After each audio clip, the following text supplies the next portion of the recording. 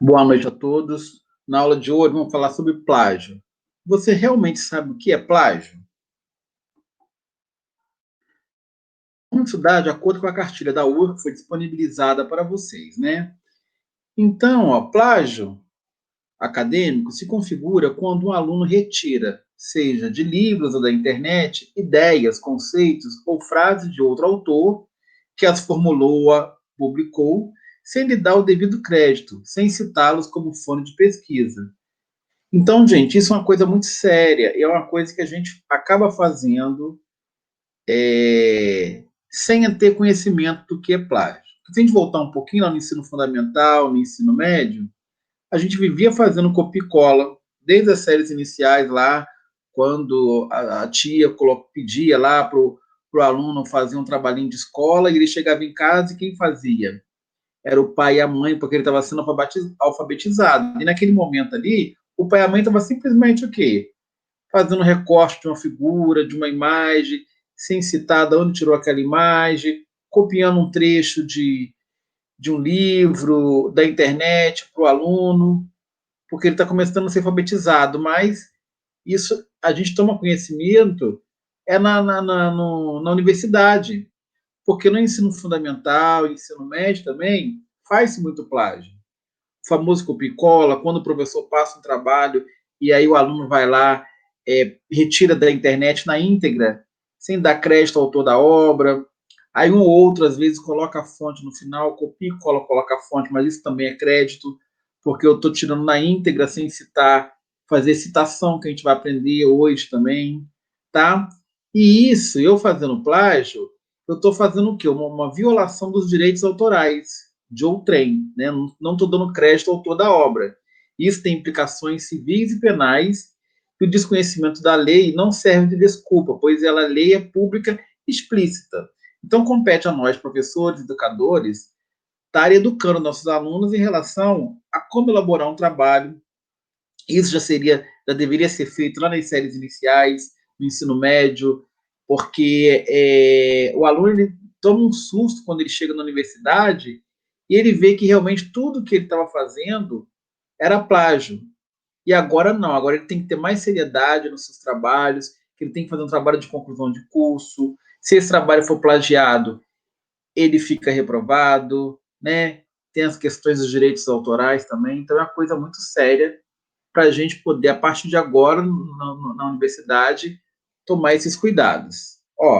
Na universidade, o que se espera dos alunos é que estes se capacitem tanto técnica como teoricamente, que sejam capazes de refletir sobre sua profissão a partir da leitura e compreensão dos autores da sua área.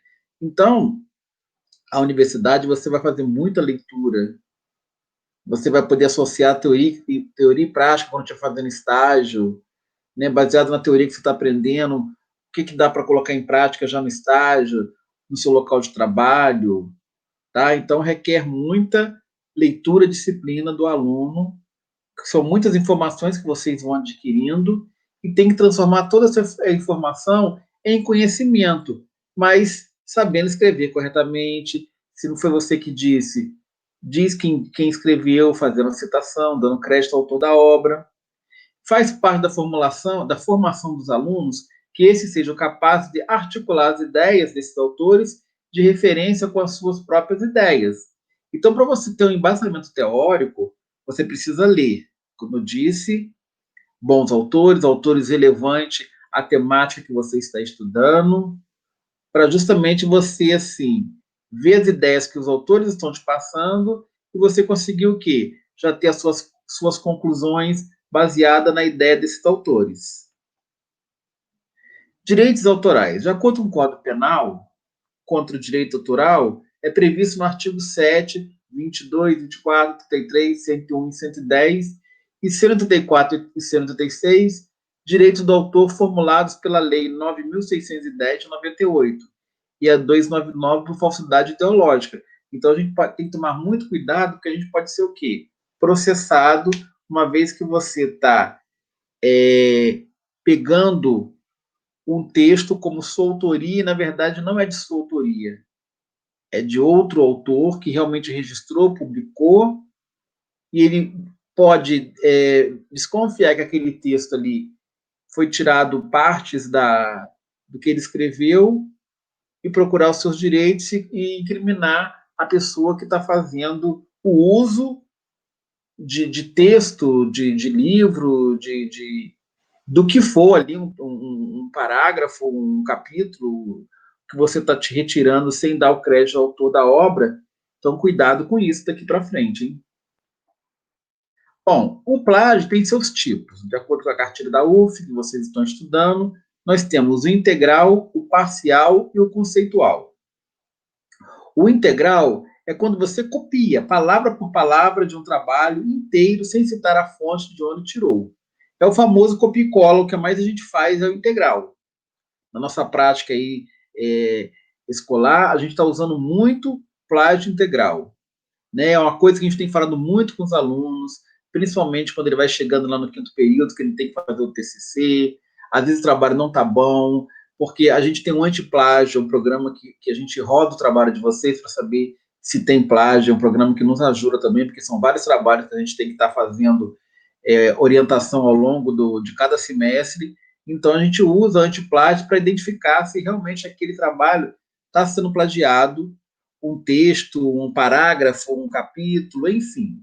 Roda-se o programa todo. Então, cuidado também, tá? Porque agora vocês têm que reaprender a estudar, citando, fazendo citações, porque muita coisa que você vai colocar não é você que está dizendo. Você pesquisou e aquele autor disse aquela informação e você precisa citá-lo nos seus trabalhos.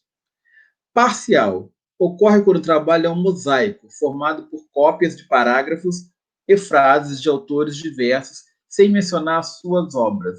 Então, é um recorte-cola, a gente costuma dizer uma coxa de retalho. O que é isso? Você vai tirando um pedacinho de cada autor, de cada livro, e vai montando o seu. Então, é como você querendo nos enganar, que pega, tipo, eu não vou fazer tudo de um só, não vou fazer um copia e cola direto, de um mesmo texto. Então, eu vou fazer parcial. Eu vou pegar pedaços de parágrafos, de capítulos diferentes, e vou fazer uma coxa de retalho, que a gente costuma dizer, esse mosaico aí, né? Então, também é um tipo de plágio, só que parcial. Ele não foi pego por inteiro de um site só, de um livro só. Ele foi picado, ele foi pegando trechos, pedaços de autores diferentes, tá? E o conceitual, a utilização da ideia do autor escrevendo de outra forma, porém, novamente, sem citar a fonte original. Então, é você leu algo que o autor disse e você pega a ideia dele, às vezes coloca um sinônimo ali para mudar alguma coisa e diz que aquilo é de sua autoria. E, na verdade, quando a gente for fazer uma pesquisa, aprofundar, passar um antiplágio, a gente detecta que aquilo não é de sua autoria, que você também não citou. Então, independente de ser integral, parcial ou conceitual, tudo é plágio. Então, a gente precisa aprender a escrever corretamente, tá? Bom, agora eu vou dar umas dicas aqui, orientações, de como você evitar o plágio, né? Porque, como eu disse, tudo que a gente estava fazendo é plágio, é o copia e cola na íntegra, ou pegando trechos de artigos diferentes. Eu estou plagiando sem citar o nome do autor da obra. Então, a gente tem que aprender a fazer o quê? Citações. Bom, antes de falar de citação, é importante também a gente tem que tomar cuidado com tempos verbais e as pessoas em textos científicos. Deve-se escolher a terceira pessoa do singular, com o uso da partícula C, nos textos que serão escritos para a apresentação dos mesmos. Esta é a forma usual para a exposição dos trabalhos da comunidade científica. Assim, ao invés de usar o verbo na primeira pessoa do singular, pesquisei, deve-se escrever pesquisou-se. Então, assim, ao longo da sua escrita, você não se coloca no texto. Você sempre tem que usar na terceira pessoa. Escreveu-se, pesquisou-se, analisou-se, formulou-se, mesmo que foi você que fez. Isso é uma norma culta que a gente precisa estar aprendendo, a não se colocar no texto. Então, como se diz um professor de português, não se meta no texto, porque essa parte que a gente coloca introdução, referencial teórico, né? Principalmente no referencial teórico, que é a fala dos autores. Então, você se posiciona no texto na conclusão. Depois que você leu, que você pesquisou, que você mostrou um resultado, aí sim, aí você vai tirar suas conclusões baseado na pesquisa dos autores relevantes que você colocou na sua obra. Mas ao longo do texto, da escrita, da sua produção acadêmica, procura se colocar na terceira pessoa do singular. Aqui embaixo tem alguns exemplos, né? De uma maneira, usando o verbo de forma impessoal, né? Tem no infinitivo, pretérito perfeito, presente indicativo e futuro. Demonstrou-se acima a opinião de dois autores, tá? De forma impessoal e indicados ao verbo no indicativo, no verbo do indicativo, pela orientação de alguns orientadores de vocês, tá? Bom, citação. Então, nós temos aqui a citação direta. É aquela transcrição literal da parte da obra do autor consultado. E tem a citação direta curta, quando você tem um limite máximo de 3 linhas e você coloca entre aspas. Então, aqui a gente tem alguns exemplos. Ó. Quando inserido no parágrafo, você coloca sobre o nome do autor ou dos autores, acompanhado da data e o número da página consultada. Exemplo, para Teixeira, abre aspas, 1998, página 35, fechou, abre aspas. Aí você coloca lá a parte que você está tirando da fala dele. A ideia de que a mente funciona como um computador digital e que este último pode servir de modelo ou metáfora para conceber a mente humana iniciou-se a partir da década de 40, fecha aspas. Outro exemplo, quando a expressão está no final da citação, sobrenome do autor ou dos autores, seguido da data e do número da página referência. Aí aqui você começa citando e coloca a obra do autor no final. Desse modelo aqui, ó. A ideia de que a mente funciona como um computador digital e que este último pode servir de modelo ou metáfora para conceber a mente humana iniciou a partir da década de 40. Fecha aspas, abre parênteses, Teixeira, 1998, página 35. Então, isso eu estou mostrando para vocês a citação. Então, eu estou tirando um trecho da fala de autores, mas estou dando crédito para ele. Então, quando eu coloco para Teixeira, segundo fulano, e eu venho com o texto em seguida, isso eu estou mostrando o quê? Que essa fala não é minha. Então, isso sim não é plágio, tá?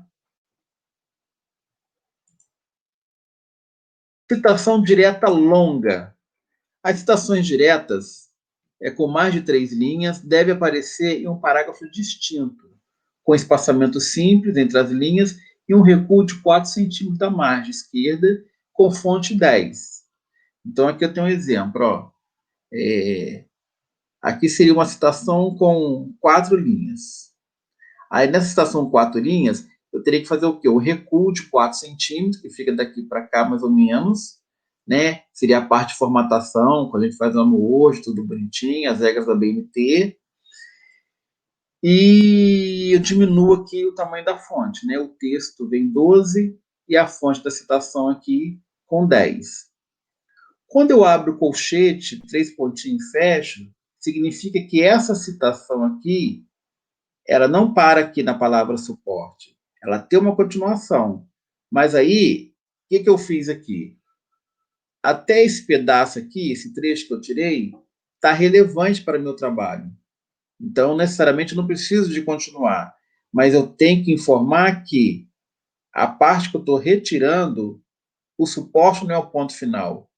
Tem outras partes do trecho, do texto, para chegar no final. Aí eu faço, abro o colchete, 3 pontinhos e fecho, para mostrar que eu tirei um pedaço, mas tem uma continuação até o ponto final. Tá bom? Bom, aqui são esses exemplos de citação longa, com mais de 3 linhas, que também é muito usado nos trabalhos. E aí, o que é interessante? Quando você pegar os seus livros que vocês estão estudando, Teoria 1, Metodologia, psicologia, economia, entre outros, vocês vão começar a folhear e vocês vão começar a encontrar várias citações, curta, longa, nos livros. Aí vocês já vão começar a visualizar isso e lembrar, isso aqui é uma citação, porque esse autor que escreveu está citando outros, porque ele também pesquisou para estar elaborando esse livro. É assim que funciona, gente. Tá? Então tem que tomar muito cuidado na escrita daqui para frente. Temos também citação da citação. É quando parte de um texto é encontrado em um determinado autor que está referindo-se ao outro, visto que esse outro não se pode ter acesso. Então, um citou o outro, mas eu não consigo, às vezes, chegar na origem. Quem foi o primeiro que realmente citou? Às vezes se perdeu no tempo, aí ficou só um citando o outro. E aí, para isso, é feito pela expressão latina apud, cujo sentido se tenha citado por.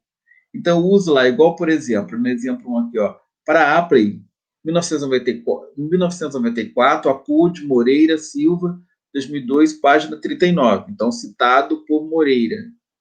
Aí ele faz a citação ali. Então, a gente fala citação da citação. Um determinado autor está referindo-se a outro, mas ele também não é o autor original que escreveu aquilo ali. Tá bom? Aí alguns exemplos aí. Citação indireta é uma espécie de paráfrase das ideias de um determinado autor, ou seja, o pesquisador, por meio de suas próprias palavras, interpreta o discurso de outrem, contudo mantendo o mesmo sentido.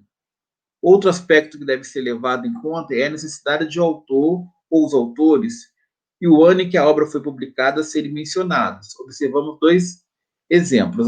Primeiro exemplo, no parágrafo sobre o nome do autor e data.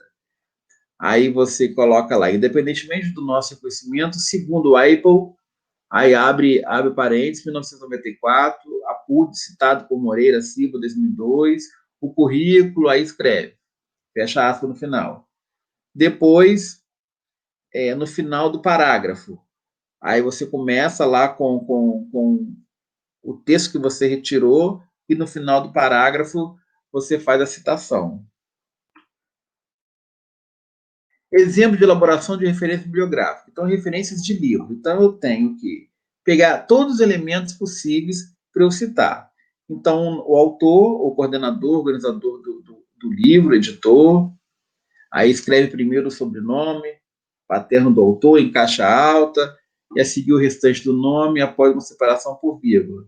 Título e subtítulo. O título deve ser realçado por negrito, itálico, sublinhado.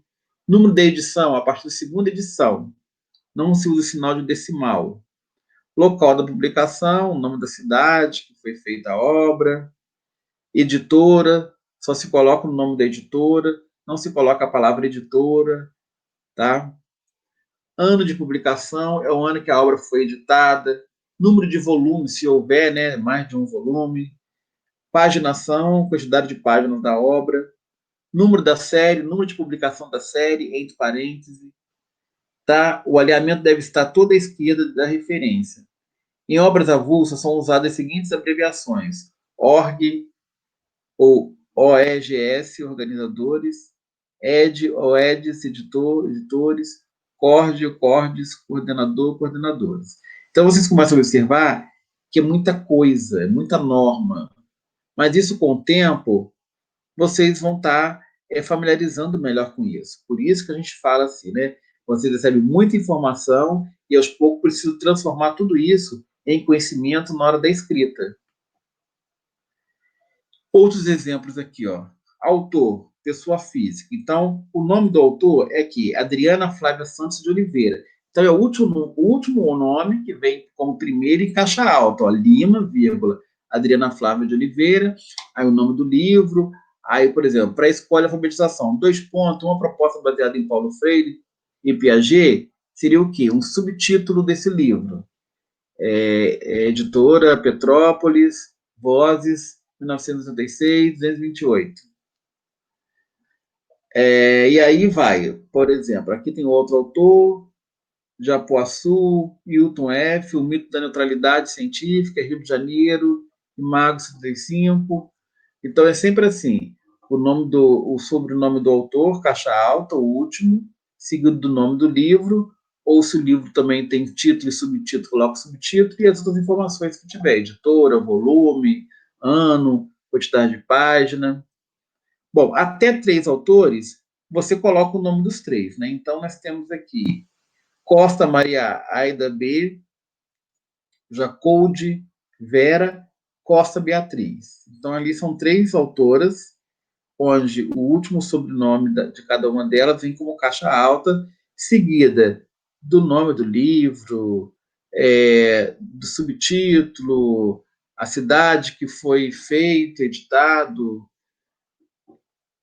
autor, editora, ano, número de página, né? Aqui no caso é um caderno popular com volume 10.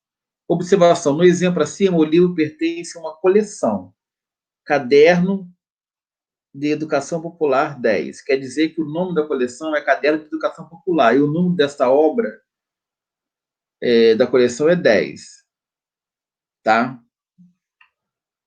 Mais de 3 autores. Quando a gente tem mais de 3 autores, o que a gente faz? A gente usa a expressão et al, que quer dizer outros. Então, eu coloco lá o nome de um autor e uso depois o et al para poder identificar para vocês que tem outros autores também junto com aquele ali. Repetição do nome do autor. Então, essa primeira obra aqui, de Lima, Adriana Flávia Santos de Oliveira, foi da pré-escola e alfabetização.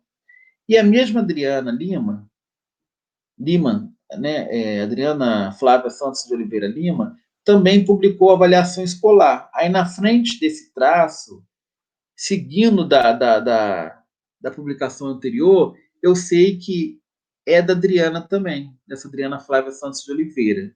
Então, toda vez que aparecer um traço, o autor é o mesmo do de cima. Vai mudar o quê?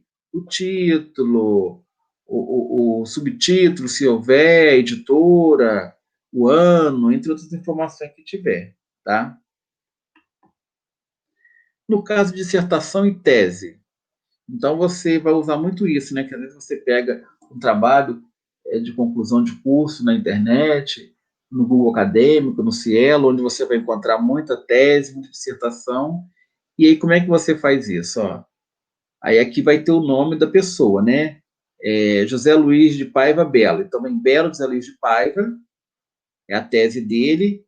Lauro de Oliveira Lima, e vem lá, um educador brasileiro, Vitória, 1995, 210 a página, dissertação dele de mestrado em educação, aí vem o programa de pós-graduação, lá do Espírito Santo, e o ano que ele defendeu essa tese. Autor corporativo, Universidade Federal do Espírito Santo. Então, esse autor cooperativo é quando eu tenho uma equipe de autores que está escrevendo um caderno, um versículo, alguma coisa, mas o nome, quem leva é a universidade. O exemplo seria, por exemplo, essa cartilha de plágio que vocês estão estudando para essa disciplina de metodologia, se vocês observarem lá, tem uma comissão de professores que escreveu, mas escreveram para quem? Para a UF, Universidade Federal Fluminense. Então, ela que leva o nome, apesar de ter lá o nome lá dos colaboradores lá também é citado, tá? Mas isso foi feito por como a gente fala, autor cooperativo, é justamente o quê? Foi um trabalho, foi uma escrita feita para a universidade. Então, eu pego lá um grupo de professores que escrevem, o nome dos professores vão estar citado na obra, mas fica como autoria da corporação da universidade. Artigo de revistas e jornais. Então, você vai ter lá os autores do artigo, título do artigo, título da revista, local de publicação, editor, indicação do volume, indicação do número de fascículo, indicação da página inicial e final do artigo e data. Então, são esses elementos que você precisa ter e começar a observar na hora de fazer citação e na hora de você fazer a referência bibliográfica, lá no final, depois da conclusão.